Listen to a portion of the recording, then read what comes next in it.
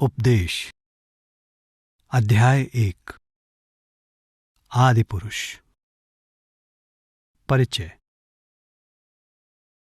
प्रभु परमेश्वर के अलावा जो कुछ है सब उसका पैदा किया हुआ है और प्रभु को बनाने का दावा करने वाला कोई नहीं। फिर ये कौन कहे कि वो इस समय से है, उस समय से पहले नहीं था। इसलिए उसे ठीक ही आदि पुरुष तथा अपने आप का कर्ता कहा जाता है। वो सदा से अपने विलक्षण निराकार रूप में मौजूद है। ना वो बूढ़ा या पुराना होता है, ना कमजोर पड़ता है और ना ही वो किसी बीमारी, दुख या दोष का शिकार होता है। जो अलग का गम है उसकी हस्ती कौन मिटा सकता है। उसके अंत या विनाश की तो कल्पना भी नहीं की जा सकती। आद सच, जुगाद सच, है भी सच, नानक होसी भी सच। उसका आकार कितना है ये भी वही जाने। उसकी रची सृष्टि की सीमाएं भी आज तक किसी लेखे या हिसाब में नहीं लाई जा सकीं। जब किसी नए, पहले से अच्छे और सामर्थ्यवान उपकरण या यंत्र का आविष्कार होता है तो पता लगता है कि जितनी सृष्टि का अब तक ज्ञान था उससे आगे और न जाने कितनी और भी है।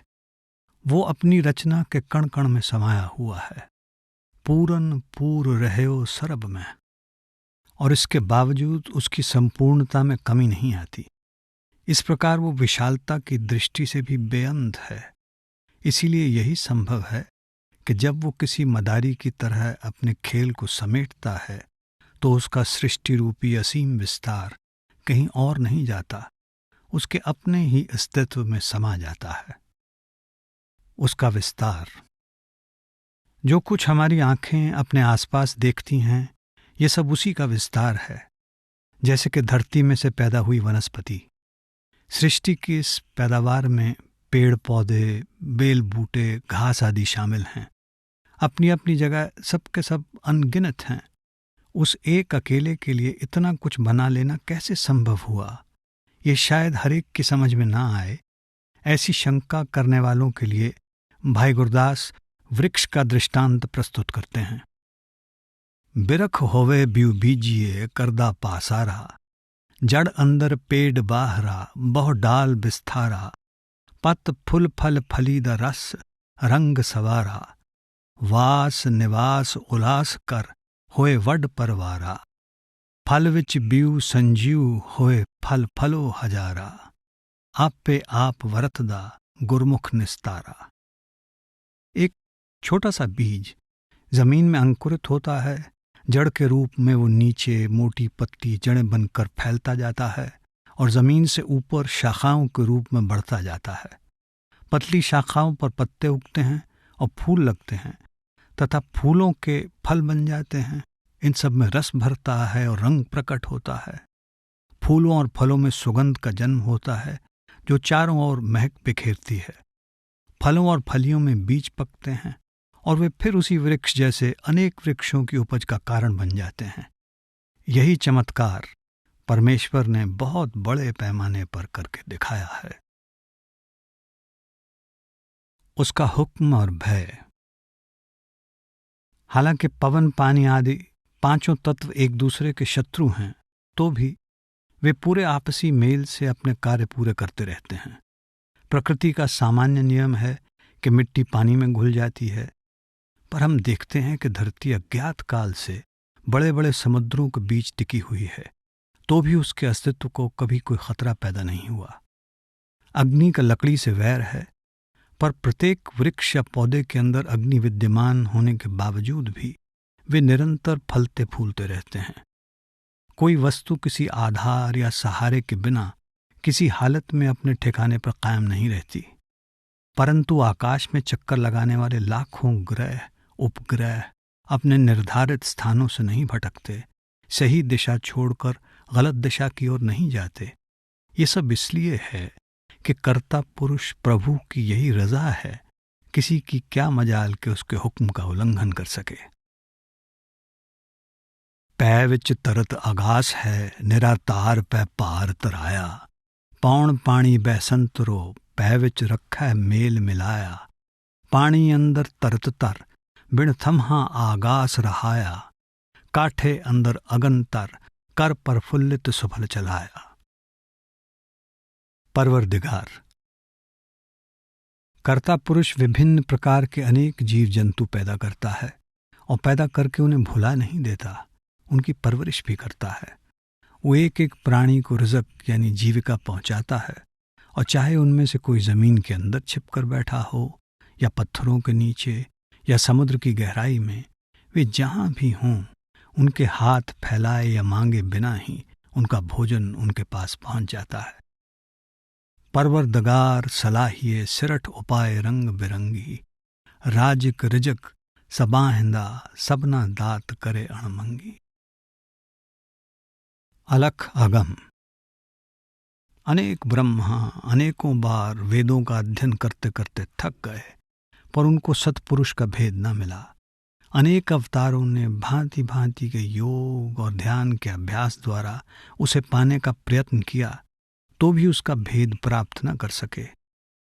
शेषनाग ने अपनी ओर से उसका लाखों नए नए नामों से सिमरन किया और अंत तक उसका ज्ञान न पा सका। जो कुछ जानने के योग्य था उससे निपट अनजान रहा। अन्य असंख्य लोगों ने अपनी बहुत लंबी लंबी आयु अलग अलग दर्शनों या मार्गों के अनुसार साधना करते हुए गंवा दी, पर शब्द का मिलाप उन्हें नसीब न हुआ। दुर्भाग्य ये है कि इन सबको प्रभु से मिली दातें इतनी मनमोहक लगीं कि वे उनके रसों और स्वादों में ही डूबे रहे, और दातों को बख्शने वाला परमेश्वर उन्हें बिल्कुल याद न रहा। लख लख ब्रह्मे वेद पढ़, 21 अक्षर पेद न जाता, जोग त्यान महेश लख, रूप न रेख न पेख पछाता। लख अवतार आकार कर, तिल विचार न बिसन पछाता। लख लख नवतन नाव लय, लख लख सेख विसेख न ताता। चिर जीवन बौ हंडने, दर्शन पंथ न शब्द सजाता। दात लुबाए विसारन दाता, दात लुबाए विसारन दाता। मनुष्य चाहे अशरफल मखलूक़ात, सृष्टि का सिरमौर, जीवों का शहंशाह अथवा जो चाहे बना रहे, पर सब कुछ होने के बावजूद यथार्थ में वो है तो एक तुच्छ क्षणभंगुर जीव ही। दूसरी ओर यदि उसका सृजनहार कर्ता पुरुष अपनी इस रचना की सीमित बुद्धि की पकड़ में आ जाए, तो उसे पार ब्रह्म परमेश्वर कौन कहे। गुजरी शताब्दियों में कितने ही महान दार्शनिक और महान वैज्ञानिक हो चुके हैं। उन सभी के मापदंड के साधन प्रयुक्त होते होते टूट गए, तो भी उनको उसकी महानता का, उसकी रूपरेखा का थोड़ा सा भी भेद नहीं मिला। अपनी पूरी शक्ति लगाने के बाद हर एक जिज्ञासु उसे अगम अगोचर ही कहता रहा। भाई गुरदास का विचार आपके पूर्ववर्ती महापुरुषों से अलग नहीं। आप फरमाते हैं, ब्रह्मादिक वेदासण नेति नेति कर पेद न पाया। महादेव अवधूत होए, नमो नमो कर त्यान न आया। 10 अवतार आकार कर, एक कंकार न अलख लखाया। रिधि सिधि निधि नाथ नाव, आदि पुरख आदेश कराया। सहस नाव लय सहस मुख, सिमरन संख न नाव ते आया। लोमस तप कर साधना, हौं में साधना साध सदाया। चिर जीवन बौ हंडना, गुरमुख सुख फल पल न चखाया। कुदरत अंदर परम पुलाया, कुदरत अंदर परम पुलाया। भांति भांति के अवतारों की असफलता का वर्णन ऊपर आ चुका है। 9 नाथों ने रिद्धियों और सिद्धियों आदि करामाती शक्तियों की सहायता से खोज की, तो भी उसका भेद पाने में सफल न हुए। शेषनाग ने 1000 मुख से उसके हजारों नाम प्रतिदिन जपे, और फिर भी वे समाप्त नहीं हुए। लोमश ऋषि, एक पौराणिक ऋषि जिसकी उम्र ब्रह्मा की उम्र से भी लाखों गुना लंबी मानी जाती है, यानी जो लंबी उम्र के हिसाब से अमर ही थे, परमात्मा के मार्ग पर चले, किंतु अपने अहम को वश में न कर सकने के कारण त्रिकुटी से पार साधु पद तक भी न पहुंच पाए। चिरजीवी मार्कंडे को भी गुरुमुखता का सुख फल चखने को न मिला। इन सब में से किसी को भी प्रभु का साक्षात्कार न हुआ। सब के सब उसकी कुदरत के मोहजाल में ही उलझे रहे। यही भाव इस वार की ही 17वीं पौड़ी में इस प्रकार प्रकट किया गया है। अगम्मो अगम अगम है, अगम अगम अति अगम सुनाए, अलखो अलख अलख है, अलख अलख लख अलख ते आए, अपरंपर अपरंपरो, अपरंपर अपरंपर पाए, आगोचर आगोचरो, आगोचर आगोचर जाए। जो अगम से अगम, अलख से अलख, अपरंपर से अपरंपार और आगोचर से भी आगोचर है, हम निराश्रय और निर्बल जीव उसकी क्या था पा सकते हैं। हाथी का नाप लेना किसी भी चींटी की पहुंच से बाहर होता है, और प्रभु की थाह पाना तो और भी टेढ़ा काम है। रोम रोम विच रखेऊन, कर ब्रह्मंड करोड़ समाया। उसके एक एक रोम में रचकर समेट रखे करोड़ों ब्रह्मांडों को कौन सा कंप्यूटर गिनेगा। चित्र में चितेरा। अगर अकाल पुरुष को पाना और उसमें समा जाना ही मनुष्य जन्म का एकमात्र उद्देश्य है, और वह सदा अगम्यो अगम, अलखों अलख, अपरंपारो अपरंपार और अगोचरों अगोचर है, तो फिर इस उद्देश्य की कभी पूर्ति होगी ही नहीं। खुशकिस्मती से स्थिति इतनी निराशाजनक नहीं है। वो इसलिए कि जहाँ ये हकीकत है कि परमात्मा में मिलकर अपना आपा गंवाए बिना जीव का बार बार जन्म लेना, मरना और दुख भोगना समाप्त नहीं होता, और परमात्मा सचमुच अगम, अलख, अपरंपार और अगोचर है, वहाँ ये भी 100% सत्य है कि जैसे कुदरत कादिर में समाई हुई है, यानी रचना करने वाले में समाई हुई है, वैसे ही वो अपने आप भी अपनी कुदरत में रमा हुआ है। ब्रह्ममयी है माया, मायामयी है ब्रह्म, ब्रह्म विवेक टेक एकै पहचानिए। तथा रचना चरित्र चित्र, बिसम बचित्रपन, चित्र में चितेरा को बसेरा सत्य सत्य है। कहा जाता है कि समुद्र के पानी के नीचे रेत में बेअंत सोना बिखरा पड़ा है, पर हम उस सोने की मुट्ठियां भरकर नहीं ला सकते। उसी प्रकार हमारे चारों ओर फैली हवा में ऑक्सीजन का पारावार नहीं, पर कभी दम घुटने लगे तो उस ऑक्सीजन से छाती भरकर सांस नहीं लिया जा सकता। परमेश्वर सोने और ऑक्सीजन की तरह व्यापक होने के बावजूद हमारी पहुंच से परे नहीं, क्योंकि वह हमारे अंदर, हमारे हृदय में है। काटकट पूर्ण ब्रह्म है, चंद जल विच पालै। वो एक अकेला भी है और हर एक के अंतर में मौजूद भी।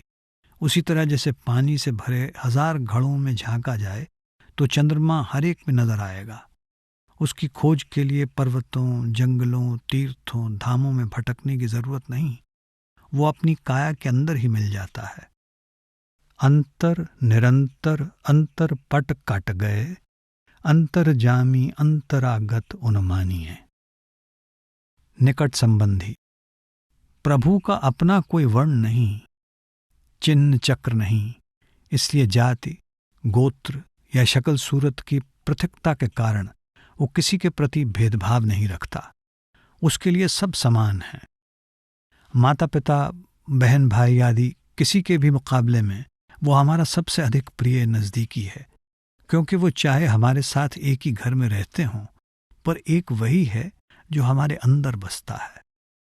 वरना चेहना बाहरा, सबना अंदर है सरबंगी, यानी नख से शिखा तक व्यापक होकर फैल रहा है।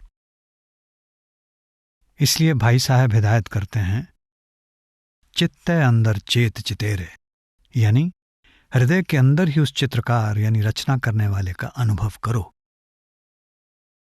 मिलाप उसकी दया से। यद्यपि प्रभु आत्मा के बिल्कुल निकट बसता है, पर वह प्रभु को उसकी दया से ही प्राप्त कर सकती है। जोई प्रभ पावै, ताहे सोवत जगावे जाए, जागत बिहावे जाहे ताहे न बुलावई। जोई प्रभ पावै, ताहे मानन मनावे ताए, सेवक स्वरूप सेवा करत न पावई। जोई प्रभ पावै, ताहे रीझ के रिझावे, आपा काछ काछ आवे, ताहे पग न लगावई। जोई प्रभ पावै, ताहे सब्बै बन आवे, ताकि महिमा अपार न करत बन आवई। जो जीवात्मा संसार की ओर से जागृत तथा प्रभु के प्रति सो रही है, उसे वो अपने पास नहीं बुलाता। परंतु जो जीवात्मा प्रभु के प्रति जागृत है, अर्थात प्रभु के ख्याल में डूबी रहती है, यदि वो प्रभु से रूठ भी जाती है, यानी किसी क्षण उसे भूल जाती है, तो भी वो उसे प्रेम पूर्वक मनाने यानी क्षमा करने में संकोच नहीं करता। इसके विपरीत जो जीवात्मा प्रभु की बाहरमुखी सेवा अर्थात पूजा पाठ तीर्थ व्रत आदि में निरंतर लगी रहती है, उसके लिए परमात्मा परम धाम का द्वार नहीं खोलता।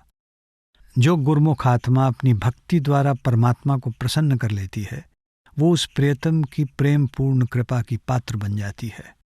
पर जो जीवात्मा केवल सज धज कर अर्थात बाहरी भेष आदि धारण करके उसे रिझाना चाहती है, उसे वो अपने चरणों से दूर रखता है। जो भाग्यशाली आत्मा प्रभु के प्रेम में रंगी रहती है, जिसका हर कार्य अपने प्रीतम की प्रसन्नता के लिए होता है, उसे हर वेशभूषा जंचती है। सादगी, दीनता, गरीबी, कुछ भी। सो रानी जो खसमै पानी, उसकी शोभा का वर्णन कर पाना संभव नहीं। ऐसी कामिनी की प्रेम कहानी उसके कंत को भा जाने पर ही समाप्त नहीं हो जाती, आगे भी बहुत कुछ उसका मनचाहा होता है। जोई प्रिय पावे ताहे देखो दिखावे आप, दृष्ट दरस मिल शोभा दे सुहावही। जोई प्रिय पावे मुख बचन सुनावे ताहे, सबद सुरत गुर ज्ञान उपजावही। जोई प्रिय पावे दस दिस प्रगटावे ताहे, सोई बहु नायक की नायका कहावही। जोई प्रिय पावे सह जासन मिलावेता है, प्रेम रस बस कर आप्यो पियावही। जब प्रभु रूपी प्रियतम की मौज होती है और जब वो किसी जीवात्मा को अपने से मिलाना चाहता है, तब वो उस पर गुरु के रूप में अपनी कृपा दृष्टि डालता है। गुरु उस प्रेमी आत्मा को अपना दीदार बख्शता है, जिसे पाकर वो निहाल हो जाती है, उसकी शोभा को चार चांद लग जाते हैं। वो इस जिज्ञासु जीवात्मा को गुरु के द्वारा दीक्षित करता है और वो उसके उपदेश के अनुसार शब्द में सुरत जोड़कर पर्दा खोल लेती है। प्रभु की दया और सुरत शब्द के अभ्यास द्वारा मिली दिव्य दृष्टि के फलस्वरूप उसे दसों दिशाओं, तीनों लोकों और सभी खंडों ब्रह्मांडों में पहुंच प्राप्त हो जाती है और वो इस सारे जगत के स्वामी प्रभु प्रियतम की सुपत्नी कहलाने की अधिकारिणी बन जाती है। प्रभु उसके अंतःकरण की सेज पर पधार कर उसे गले लगा लेता है और सदा उसके संग रहते हुए उसे अगम प्रेम रस के अमृत से तृप्त कर देता है। गुरु की आवश्यकता। भाई साहब को पता था कि केवल ये जान लेने से कि परमेश्वर हर ओर कण कण में और हमारे अंदर भी विद्यमान है, फिर भी हमारा उससे साक्षात्कार नहीं हो सकता। इसलिए वे स्पष्ट करते हैं कि ये मनोरथ सतगुरु की सहायता द्वारा ही पूरा हो सकता है। प्रभु की दया गुरु द्वारा ही प्राप्त होती है। आप पे आप वरतदा गुरमुख निस्तारा। यद्यपि ये पता होता है कि कुएं में पानी है, फिर भी वो होंठों तक तभी पहुंचता है जब रस्सी और डोल के साधन प्राप्त हों।